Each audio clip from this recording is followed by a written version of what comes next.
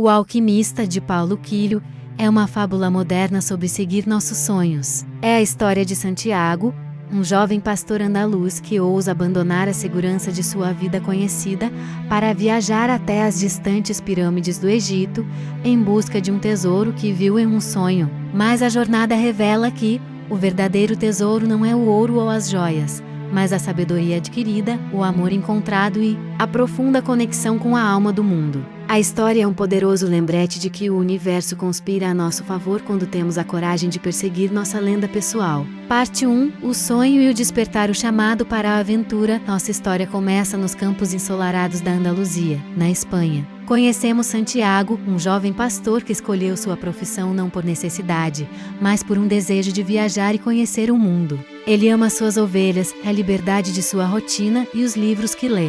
Sua vida é simples, previsível e segura. No entanto, algo o inquieta, um sonho recorrente. No sonho, ele está com suas ovelhas quando uma criança aparece e o transporta para as pirâmides do Egito. Lá, a criança lhe diz: se você vier até aqui, encontrará um tesouro escondido. O sonho é tão vívido e persistente que começa a abalar a tranquilidade de sua vida. Ele busca a ajuda de uma velha cigana em Tarifa, que interpreta sonhos em troca de 1/10 do tesouro que ele encontrar. A cigana é direta. O sonho é uma profecia e ele deve ir ao Egito. Santiago, cético e desapontado com a resposta óbvia, sente-se enganado e decide esquecer o assunto. É então que o primeiro grande sinal do universo se manifesta. Sentado em um banco na praça, um velho homem se aproxima. Ele se apresenta como Melquisedeque, o rei de Salém. O velho parece saber tudo sobre a vida de Santiago, incluindo o nome de seus pais, o seminário que frequentou e até mesmo o sonho secreto. Melquisedeque introduz a Santiago o conceito mais importante do livro, a lenda pessoal.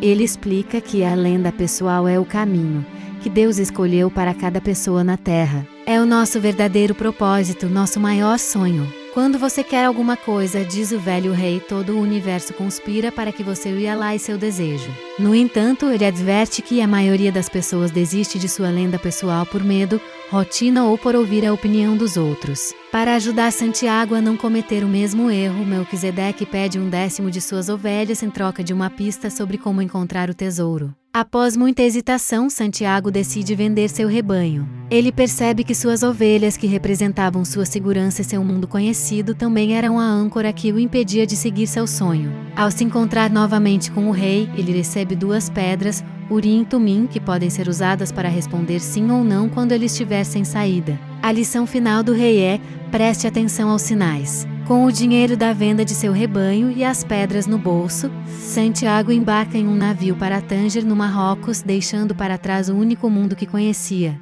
A chegada de Santiago à África é um choque cultural imediato. Ele está em um novo continente, não fala a língua e se sente completamente perdido. Em Umbor, ele confia em um jovem que fala espanhol e se oferece para guiá-lo até as pirâmides. Santiago, ingênuo e ansioso, entrega todo o seu dinheiro ao novo amigo para que ele compre os camelos para a viagem. Em um piscar de olhos, no meio do mercado movimentado, o jovem desaparece com todo o seu dinheiro. Santiago se vê sozinho, sem um tostão, em uma terra estranha, traído e humilhado. A vergonha e o desespero o consomem. Ele pensa em desistir, em usar as pedras Urim e Tumim para perguntar se deve voltar para casa. Mas, ao segurar as pedras, elas caem por um buraco em seu bolso, um sinal para que ele tome suas próprias decisões. Ele se lembra da promessa do velho rei e decide ver a si mesmo não como uma pobre vítima, mas como um aventureiro em busca de um tesouro. Essa mudança de perspectiva é sua primeira grande vitória espiritual.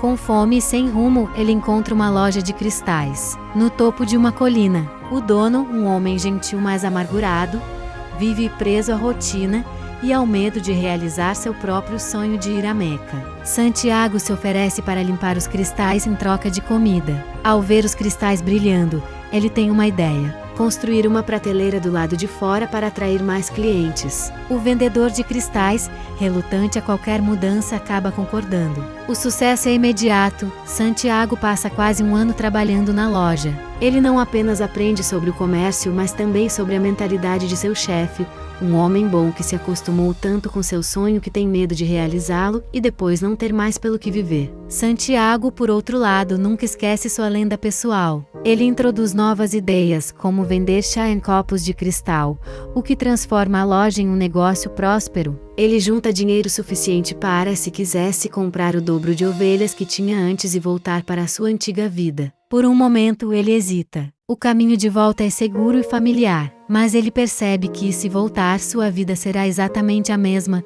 enquanto o caminho para as pirâmides, embora perigoso, é cheio de promessas e sinais. Ele escolhe o desconhecido. Ele escolhe seguir sua lenda pessoal. Com o dinheiro que ganhou, Santiago se junta a uma grande caravana que cruzará o deserto do Saara, em direção ao Egito. Nesta nova fase de sua jornada, ele conhece um personagem crucial, o inglês. O inglês é um estudioso, um homem que busca o conhecimento através dos livros. Ele está viajando para o oásis de Alfium e em busca de um famoso alquimista que, segundo as lendas, tem mais de 200 anos e sabe transformar qualquer metal em ouro. A interação entre Santiago e o inglês destaca duas formas diferentes de aprendizado. O inglês acredita que toda a sabedoria do mundo está escrita em livros complexos sobre alquimia. Ele passa a viagem inteira lendo, tentando decifrar códigos e fórmulas. Santiago, por outro lado, aprende observando o deserto, os camelos e as pessoas. Ele aprende a ler o mundo ao seu redor, a entender a alma do mundo, através da observação silenciosa. Ele percebe que o deserto, que parece vazio, está cheio de vida e sinais. Durante a travessia, eles recebem notícias de que há guerras tribais no deserto, tornando a viagem perigosa. A caravana precisa ser cautelosa, viajando em silêncio e, às vezes, à noite. O medroso se torna um companheiro constante. É no deserto que Santiago aprende sobre o presente. O cameleiro que o guia ensina: eu não vivo nem no meu passado nem no meu futuro. Tenho apenas o presente. É nele que me interesso. Se você puder permanecer sempre no presente, então será um homem feliz. Essa lição ajuda Santiago a lidar com o medo e a incerteza da jornada. Finalmente, a caravana chega ao oásis de Alfium, um lugar vasto e verdejante no meio do deserto, maior que muitas cidades da Espanha. O oásis é um território neutro, onde armas são proibidas. A caravana deve permanecer ali até que as guerras tribais terminem. O inglês, ansioso, pede a Santiago que o ajude a encontrar o alquimista. Santiago, embora focado em seu tesouro, concorda em ajudar. A busca pelo alquimista no oásis leva Santiago à descoberta mais inesperada e profunda de sua jornada: o amor. Ao se aproximar de um poço para perguntar sobre o alquimista, ele vê uma jovem mulher chamada Fátima. No momento em que seus olhares se cruzam, Santiago sente uma conexão avassaladora. Ele entende, sem palavras, o que é o amor verdadeiro. Ele percebe que todas as suas experiências, toda a sua jornada,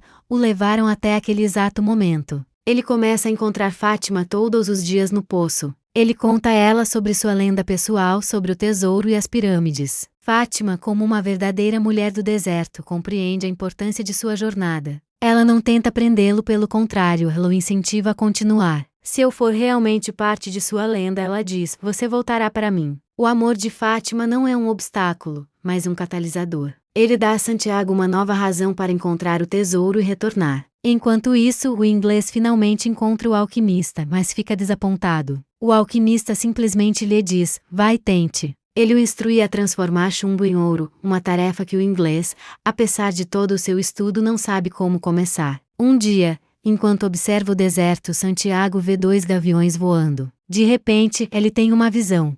Um dos gaviões ataca o outro, e a imagem se transforma em um exército invadindo o oásis. Ele entende que isso é um presságio, um sinal da linguagem do mundo. Com muita coragem, ele decide alertar os chefes tribais do oásis. Inicialmente eles são céticos, pois o oásis é um lugar de paz. Mas a intensidade de Santiago os convence a quebrar a tradição e se armar. Naquela noite o oásis é de fato atacado, mas graças ao aviso de Santiago, os homens do oásis estão preparados e conseguem derrotar os invasores. O líder tribal recompensa Santiago com 50 moedas de ouro e o convida para ser o conselheiro do oásis. Santiago, pela primeira vez, é tentado a abandonar sua lenda pessoal. Ele agora tem riqueza, um cargo de prestígio e o amor de Fátima. Ele tem tudo o que poderia querer. É nesse momento de dúvida que um cavaleiro misterioso, vestido de preto e montado em um cavalo branco, o confronta com uma espada. É o alquimista. Ele testa a coragem de Santiago e, ao ver que o rapaz não teme a morte, decide se tornar seu guia. O alquimista diz a Santiago que ele deve continuar sua jornada até as pirâmides. Ele o lembra de que, se ele ficar no oásis nos primeiros anos, será feliz.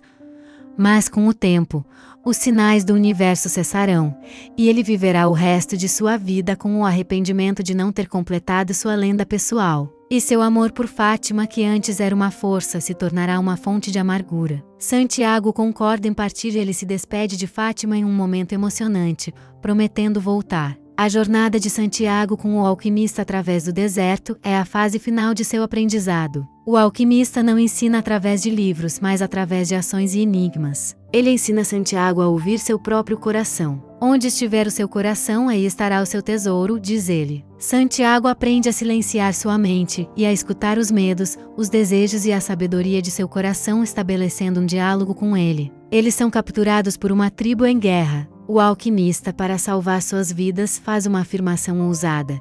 Ele diz que Santiago é um alquimista tão poderoso que pode se transformar no vento. Ele entrega todo o ouro de Santiago aos chefes tribais e lhes dá um prazo de 3 dias para que o rapaz realize o feito. Santiago fica apavorado, pois não tem a menor ideia de como fazer isso. Os 3 dias são uma meditação profunda. Santiago primeiro conversa com o deserto, depois com o vento e finalmente com o sol pedindo ajuda. Cada elemento explica que eles têm suas próprias funções e não podem ajudá-lo diretamente. Eles o direcionam a conversar com a mão que tudo escreveu. Em um momento de profunda conexão espiritual, Santiago mergulha na alma do mundo e reza. Ele entende que sua própria alma é uma parte da alma de Deus. Nesse instante, o vento sopra com uma força nunca vista, criando uma tempestade de areia que assusta os homens da tribo. Quando a poeira baixa, Santiago está do outro lado do acampamento. Ele não se transformou literalmente no vento, mas ele se uniu à alma do mundo e realizou um milagre. Os chefes tribais, aterrorizados e maravilhados, os deixam partir. Após o milagre, Santiago e o alquimista chegam a um mosteiro. Lá, o alquimista finalmente realiza a grande obra. Ele transforma chumbo em ouro. Ele divide o ouro em 4 partes. Uma para o mosteiro, uma para si mesmo, uma para Santiago e uma 4ª parte que ele deixa com o Mane, para Santiago, caso ele precise no futuro. Ele conta a Santiago a história de um homem que sonhou com um tesouro em Roma e, ao chegar lá, descobriu que o tesouro estava, na verdade, em sua própria casa. Com essa última e enigmática lição, o alquimista se despede, deixando Santiago seguir sozinho o trecho final de sua jornada. Santiago finalmente chega às pirâmides do Egito. Seu coração está exultante. Ele sobe uma duna e, no local onde suas lágrimas caem, ele começa a cavar, certo de que encontrará seu tesouro. Ele cava a noite inteira, mas não encontra nada. De repente, ele é abordado por refugiados da guerra Traiba. Eles o espancam brutalmente, roubam o ouro que o alquimista lhe deu. Quando Santiago, quase inconsciente, lhes conta sobre seu sonho com o tesouro, o líder dos ladrões zomba dele. Que homem tolo, diz o líder. Eu também tive um sonho recorrente, há 2 anos neste mesmo lugar. Sonhei que deveria ir à Espanha encontrar uma igreja em ruínas, onde os pastores costumam dormir com suas ovelhas. Lá, debaixo de uma figueira que cresce no lugar onde ficava a sacristia, eu encontraria um tesouro. Mas eu não sou estúpido o suficiente para cruzar um deserto por causa de um sonho. E então tudo faz sentido. O círculo se fecha. Santiago, ensanguentado e sem dinheiro, começa a rir. Ele finalmente entendeu. O verdadeiro tesouro não estava nas pirâmides. As pirâmides eram o destino que o forçou a fazer a jornada, a aprender a linguagem dos sinais, a encontrar o amor, a entender seu coração e a se conectar com a alma do mundo. A cena final mostra Santiago de volta à Espanha, na mesma igreja abandonada onde tudo começou. Ele vai até a figueira, começa a cavar e encontra um baú cheio de moedas de ouro espanholas, pedras preciosas e joias. Ele encontrou seu tesouro literal, mas ele sabe que sua verdadeira riqueza é a jornada que o transformou. Com o tesouro em mãos, ele pega as 2 pedras, Urim e Tumim, e se lembra de tudo que viveu. O vento sopra, trazendo consigo o perfume de Fátima. Ele sorri e diz: "Estou a caminho, Fátima. A jornada não terminou, uma nova, ao lado de seu amor, está prestes a começar."